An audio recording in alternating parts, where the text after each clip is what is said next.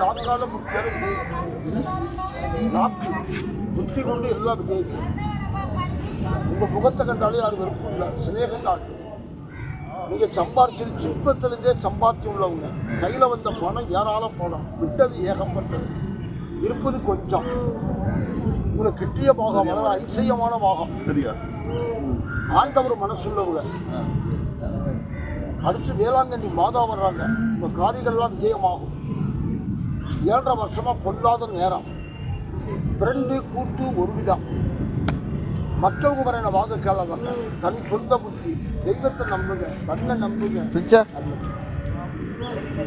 7.5 வரல கொண்டு வல்லாத குழப்பங்கள், வல்லா பெரிய கஷ்டங்களா செல்வோட போயிட்டு தெய்வம் விளைக்கு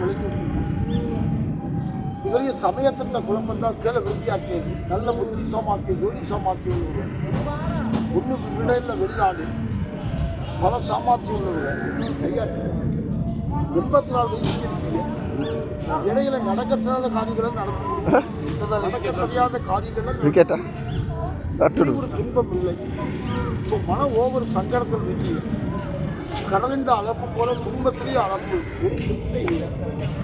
பெண்டாட்சி கோபத்தில் பத்திரகாளி சிநேகத்தில் 7.5 கொண்ட சனியெல்லாம் மாறும். அண்ணன் நம்பி அக்கா தங்க பெற்றுக்களுக்கெல்லாம் அங்கேயும் விவகாரம் செய்ய திட்டு கூட பார்க்கலாம்.